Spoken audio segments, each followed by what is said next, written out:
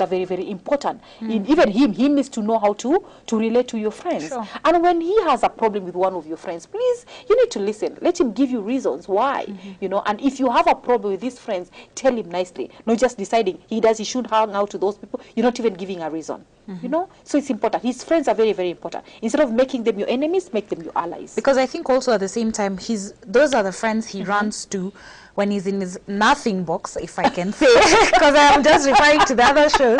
And also the fact that the times when he just, you know, when both of you, even you, there are times when you just want to break away and hang out with your girlfriends, he wants to hang out with his boys.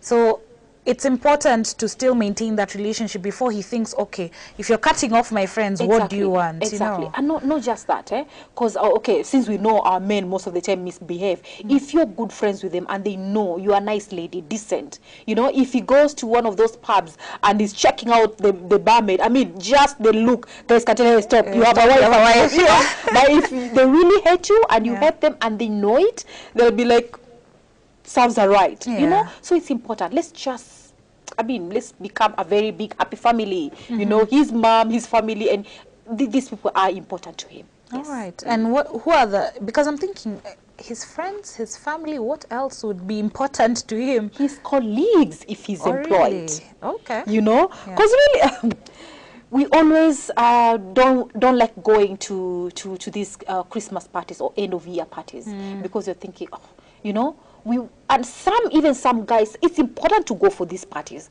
Some guys actually they like live a double life. I know one of my husband's relatives who's been married for over 10 years, you know, and nobody knew at his workplace that he's actually a married man. He kind of, okay, he says I mean, nobody asked him, but really, if you're married, people have to have a clue. I'm sure you guys, there are very many here, and you know who is married, who is not married. Somehow, nobody knew this guy was married. And every time the wife will go visit him to his office, he will ask her to wait downstairs, and they will go to the nearest restaurant. He never saw his office. He never met anybody from his workplace, at least officially. And every time they'll bump into somebody thinking, maybe these guys work together, he will introduce her by her name.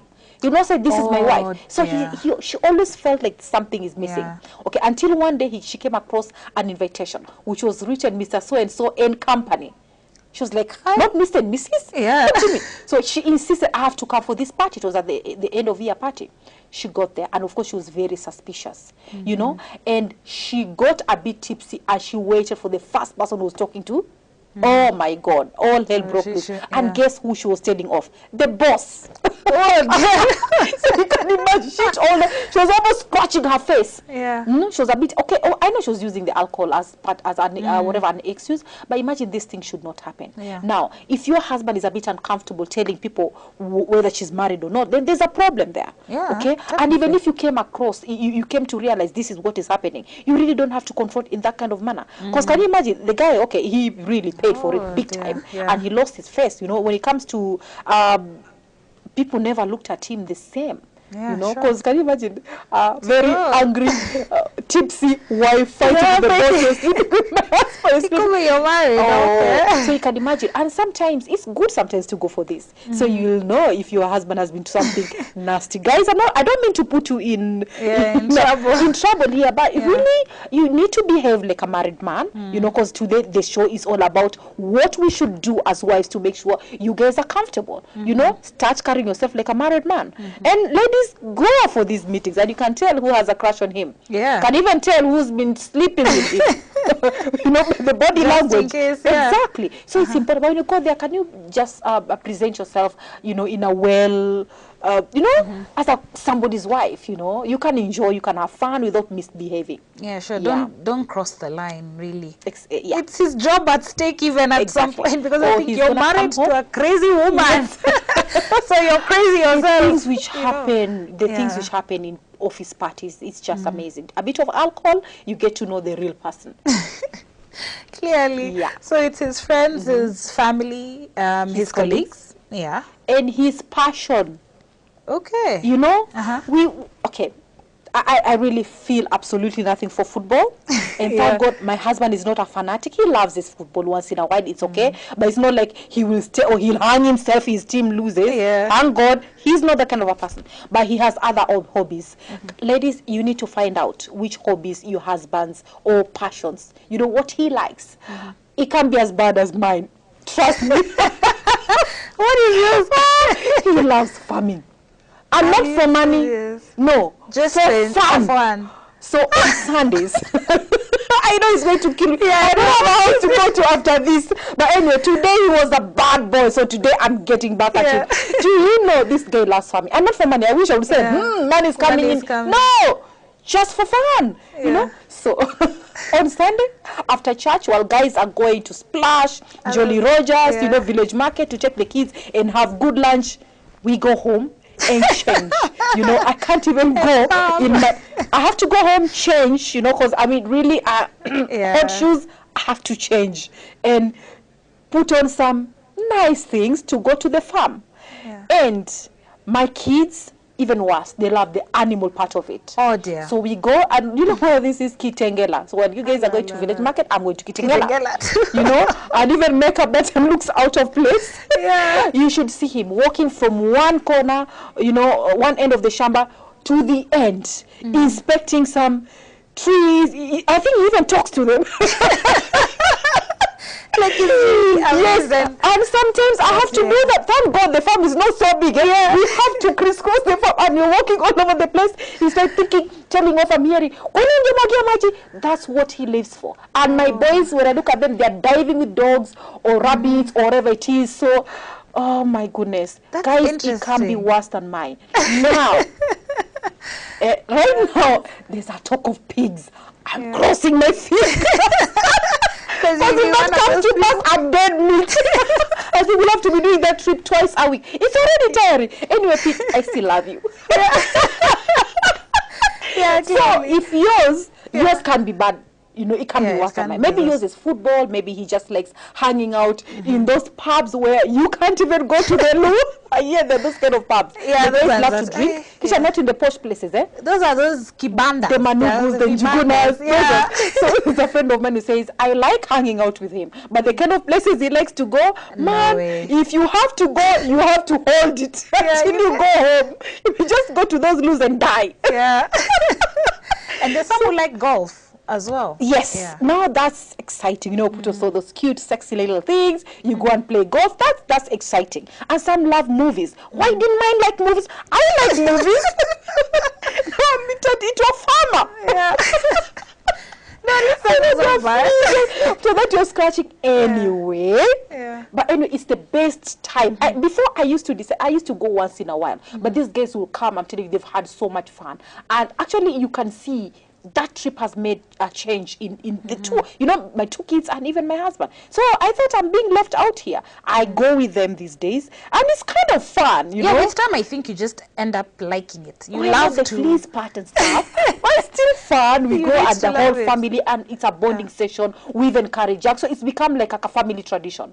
Every Sunday, you know, we go to church, come back, we carry some jug, we eat all the way to Kitengela, we do whatever it is, and we come home with, you know, every Monday you come to my house, you can get sukuma wiki and the other stuff. Yeah, at least fresh. Exactly. So try and involve yourself in it. You know, instead of, you know, the two of you share different things, because most of the time we do. He's doing this and you're doing, you don't bond as much. You know, because every time you talk, you're talking about business, about school fees, about the rent and stuff like that. You never talk about anything fun. And this is one of the ways, because he's relaxed. Can you imagine? He's relaxed and he's having a ball doing whatever he likes to do, and I'm kind of enjoying it. Yeah, because I think once you get into that, his passion, he'll now think, oh, okay, at least she's not really pushing me away. So you know, and I think it also forms that bond, as you said. You're both having fun at the same time. But he's so selfish, because I like movies and I like dancing. So these days of taking me for movies, this guy is really pulling from Jambu somewhere. Instead of taking me out for movies, he brings the movies to me. He brings the whole stack. Yes. So anyway, cheap guy. Anyway. clearly Peter was good at bashing whatever he is. But like I said, Yeah. you know, try to do these things together, and they're fun. Yeah. Just once in a while, I think. Yes. It doesn't hurt. It doesn't hurt to even sit down and at least to watch that football match that, even if you'll doze in between, at least you've sat down with him. I never get it. I know, The I only don't person get I know in football is Spice Boy. Spice? Yes. Oh, Becca. I don't know I remember anybody that else. is called Spice Boy. Yes. Because of the Spice Girls. Okay. Yeah, Victoria. All right, but just touching again on the mothers, because I think the mother-in-law issue is I think the biggest of them all that whole stack. And there's so many negative perceptions, as we talked about earlier on, because it's so hard. I think people just think mother-in-law. Even from that program on a local TV station, people think, oh dear Lord, mother-in-law. All mother-in-law horrible. So why would I have to reach a point where I have to respect her from day one? You know, I'm going to be newly married, and I'm newly married here, and I'm seeing, oh dear Lord, here's mother-in-law. Yes, we met during the negotiations or whatever before that, or the wedding, and it was laughter and all. But now reality sinks in. Even, but these things don't just come. You know, you must have been seeing the signs. If she liked from day one, then you know. Although sometimes you try to put up with one another, which is okay for the sake of your husband. It's okay. Don't try to be too funny. You have to make an effort to get along with your mother-in-law. You have no choice, because you're not married for a while. You're married to this guy for the rest of your life. So, and this one guy is enough to stress you to death. You don't need your mother-in-law stressing you. You know, try, like I say, try and accommodate her. If she's too much, you can actually, sometimes we go out of our way because we want to be loved. You know, that might never happen. You know, don't set yourself up for disappointment. Love might not come, you know, and if it doesn't, if there's that respect, that's good enough. Yeah. Okay. And then there's some things you can do to your mom, and she can cut you some slack, you know, but when it comes to your mother-in-law, you need to be extra careful. Some people say, no, don't bring them close. You know, when you become too close, you start stepping on each other's toe. I say, do it if that's how you feel. Go ahead and get close to her, you know, and if something happens, you should be able to pick up the pieces and move on. Because if you start building these walls around yourself, you you actually end up losing out on a lot of good stuff. And also, you know, your marriage and your kids. You know, they need to have a relationship with their grandmother and their grandfather, you know, and their aunties and uncle. It's important. You know, extended family play a major role in our, and if they're too much, too stressful, then you and your husband need to sit down and set boundaries. You know, like my husband and I, we decided, okay, we come from two different worlds, and our families get along. They don't really interact a lot, but whenever they do, everything is okay. So what we decided, he is going to protect me from his family if there's a problem, and I'm going to protect him from my family. That's why it works. But you both have to be on the same page. You know, you both have to be on the same page. And don't keep reporting your mother-in-law to your husband. Can you imagine? Your mom does this. You sound like a broken record. Yeah, I know. He'll even get annoyed. Learn to fight your own battles in a nice way. I'm not saying fighting literally, but you know, learn to handle her in your own way without disrespecting her. It's important. You don't have, that will not get you anything. You know, you can't, you can't hurt her back because she's hurting you. You know, so if you see this is a bit too much, just learn to keep quiet and look the other way, knowing it's just, I think the people who are in big trouble are the people who actually live with their mother-in-laws. That becomes very, very tricky. I don't know why you have to live with your mother-in-law. Is it because you guys need help or they need help? You know, so if you're in that kind of a situation, sit down with your husband. Show him that you really don't hate her, but there's some things which are making you a bit uncomfortable, and the two of you need to work on her. At least a strategy, I think. And your husband needs to listen to your, you know, to your concerns. It's important he does. And some husbands do not want to hear anything about their relatives, and actually poses a big problem. Yeah. All right, we'll go on a short break first, but I know you have some serious talk coming up. Yeah, clearly. It's serious business here. But don't go away. Connect. We'll be right back. Keep watching K24.